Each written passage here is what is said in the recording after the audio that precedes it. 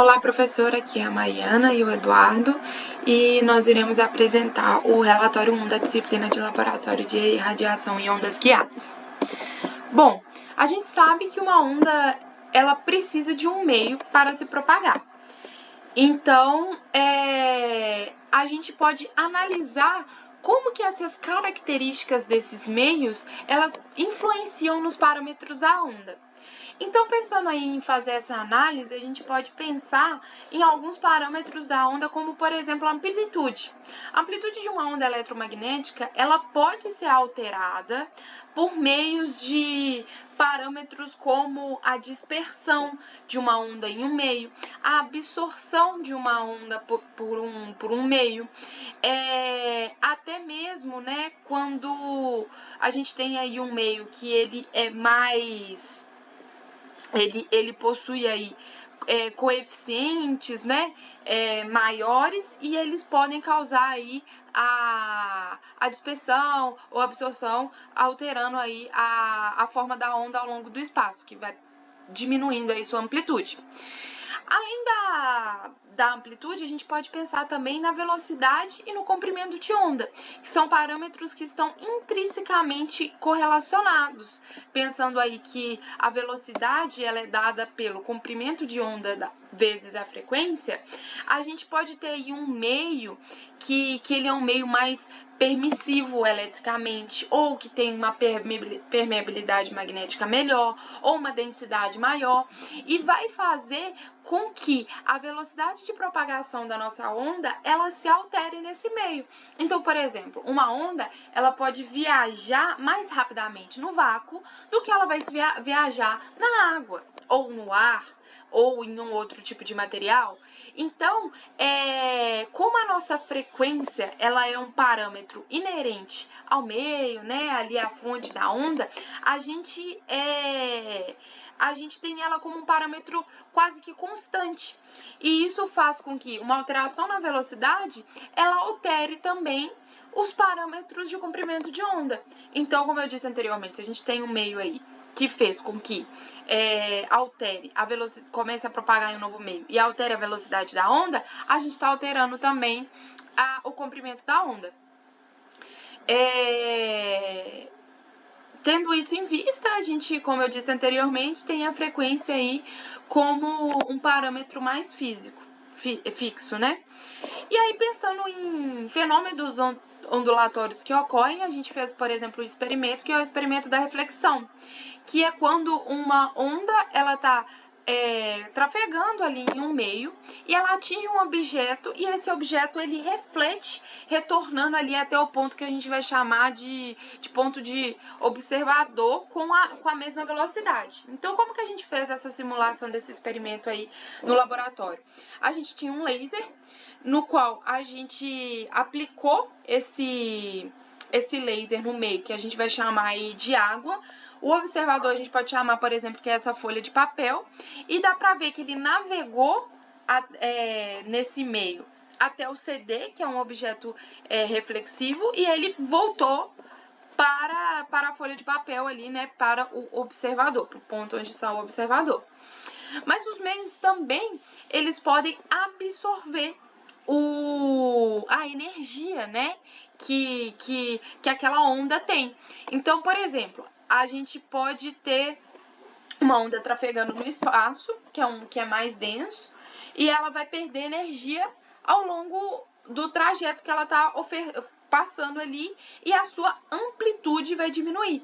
Então, o parâmetro que é alterado aí na absorção é como, por exemplo, a amplitude. O caso da imagem é do lado que a gente está vendo, no qual a luz, ela está sendo absorvida aí pelas cores, né? A luz do laser está sendo absorvida pelas cores do líquido que está aí na água, que é colorido, e faz com que a amplitude dessa onda diminua e seja absorvido, então, essa energia, né? A refração, ela já é aí um fenômeno ondulatório, né? Onde a velocidade de propagação e o comprimento da onda, ele altera a onda tá passando por um meio e começa a passar por outro meio, tem comprimentos de ondas e velocidade de propagação diferentes e gera um ângulo de incidência. Então, por exemplo, aí na tela a gente está vendo que a onda ela estava trafegando no ar e aí ela, ao mudar de meio, que foi para a água, ela ocorreu aí o ângulo de incidência e teve uma modificação no seu comprimento de onda e na sua velocidade de propagação.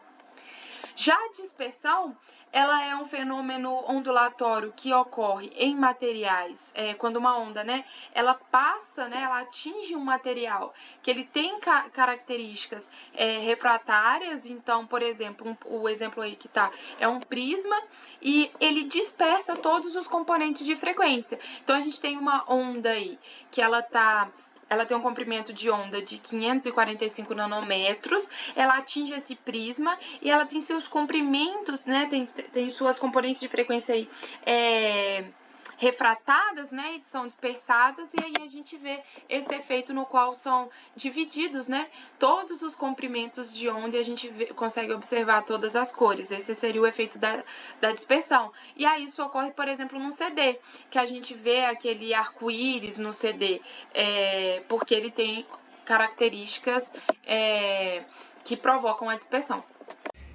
Então, falando um pouco agora, continuando a nossa apresentação, a gente vai falar de mais um efeito das ondas eletromagnéticas, e nesse caso a gente vai falar sobre como duas ondas eletromagnéticas propagando na mesma direção pelo mesmo meio, como elas vão interagir entre si.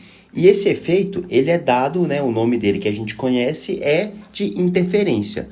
E por que ele chama de interferência? É porque ele interpreta que as ondas propagando no meio, quando uma onda encontra a outra, o valor, o módulo momentâneo daquela onda ali vai interagir com o módulo momentâneo da outra, fazendo aí com que haja interferências construtivas, quando as duas ondas, traçando como ondas que vão assumir valores positivos e negativos, como uma senoide, por exemplo, quando ambas as senoides estiverem em pontos positivos, elas vão se somar. Quando elas estiverem em pontos negativos, as duas vão se somar negativamente. Quando elas estiverem em sinais opostos, elas vão se atenuar. E isso vai gerar o que pra gente? Uma onda resultante que vai aí propagar de maneira paralela, a essa interação das duas ondas, que vai se dar de que modo? Através da onda resultante de módulo momentâneo ali entre as duas ondas que vão estar propagando no meio.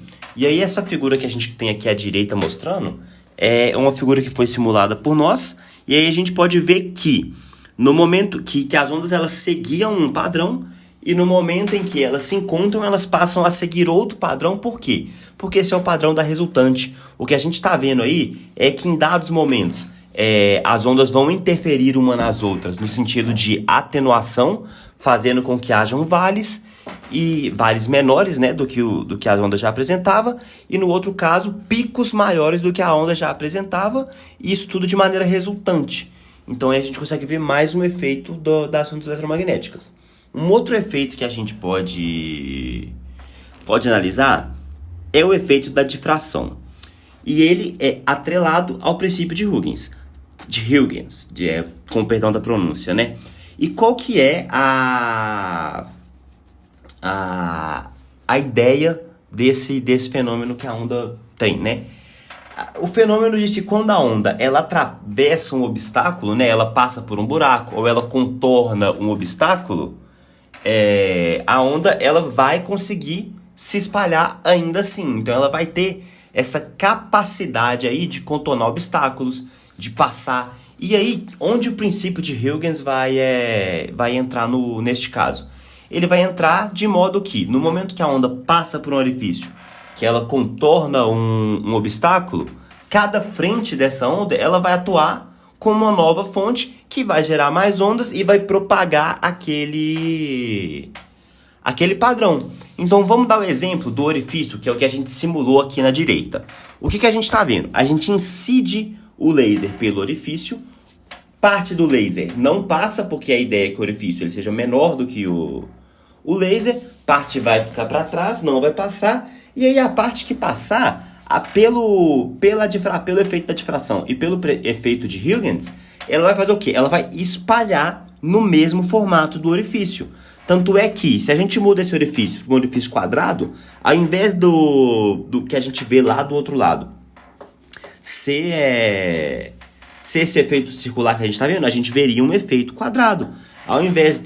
aí tudo bem, se fosse um mosaico, a gente veria reflexões desse mosaico, a projeção, né? Como se as ondas estivessem espalhando se comparado ao orifício onde o laser passou pela primeira vez. E aí, alguns efeitos que a gente fez, né? Que a gente simulou em sala, que foi, para analisar a difração, a gente utilizou as simulações de fenda. E a gente colocou em 2 fendas. Por quê? Porque a gente vê 2 efeitos junto, que são os efeitos da difração e o efeito da interferência. Analisa aí essa figura mais à esquerda, que a gente vai ver que as ondas incidindo de maneira plana, né, com as fendas, elas saem incidindo de maneira, aí, nesse caso, como se elas fossem circulares, e elas vão interferindo uma na outra, gerando aí nesses pontos de interferência ondas que são resultante, igual eu já havia comentado antes, né, que elas vão resultar do encontro dessas 2 ondas momentaneamente. E aí outros efeitos que a gente visualizou, e a gente tentou ver esses aí mais no âmbito de laboratório, tanto é que as imagens que a gente conseguiu tirar, elas não estão ótimas, né? Elas não estão 100%, mas ainda assim, com o ajuntamento da explicação, a gente consegue ver o que a gente está olhando aqui. E qual que é a ideia, né? A ideia é que, o exemplo do meio aí, a gente tinha um gilete e incidiu um laser entre 2 giletes. O que esse gilete fez nesse caso? Então, ele estava ali formando uma fenda. Uma única fenda, que aí, como o gilete se trata ali de horizontal, né? É uma fenda que ela vai propagar ali horizontal. A gente conseguiu ver na parede exatamente essa fenda horizontal, que não passaram as componentes verticais do laser. E aí, se a gente analisa bem, eu consigo até dar um zoom aqui na imagem, a gente consegue ver os pontos certinhos de picos e vales, que estão mostrando aí pra gente exatamente isso, que a onda se propagou ali de maneira horizontal através dessa fenda.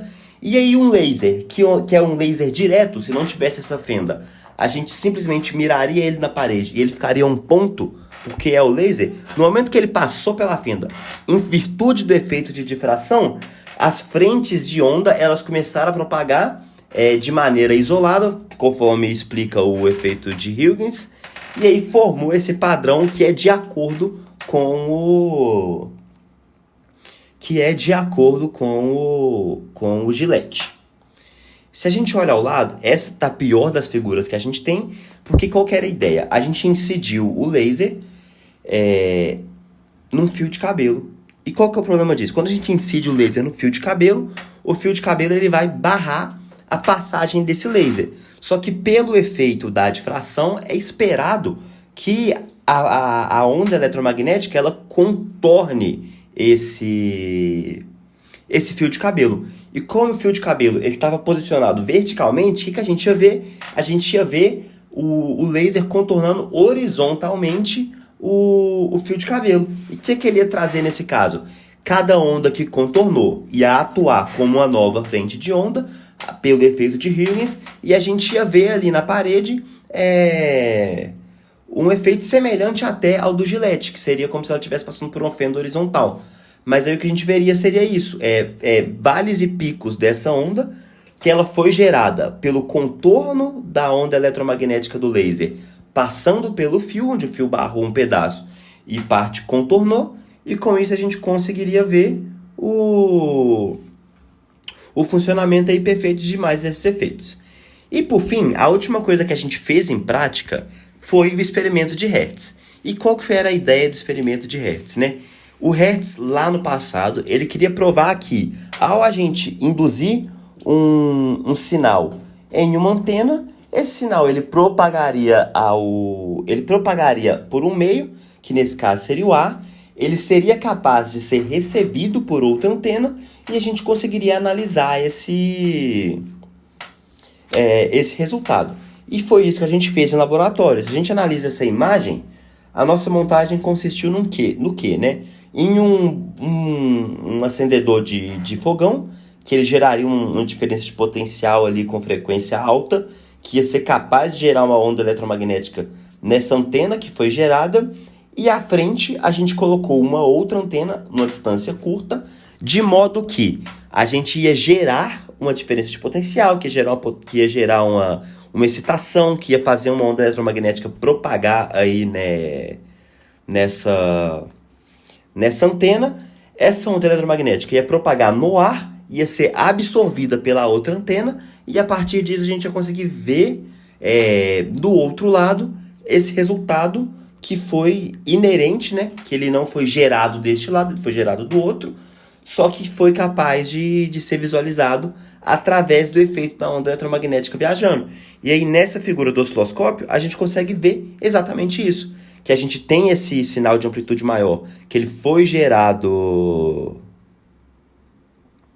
Perdão, né? O maior é o verde, que aí ele está com a escala maior, né? Que ele foi gerado do lado da antena, que está transmitindo o sinal, e o sinal em amarelo, que ele foi recebido do outro lado, mostrando exatamente isso, que a gente foi capaz de, através dos efeitos ali das ondas eletromagnéticas, gerar um sinal de um lado, em frequência, né, propagar ele por um meio, que neste caso era o ar, ser recebido e ser interpretado do outro lado.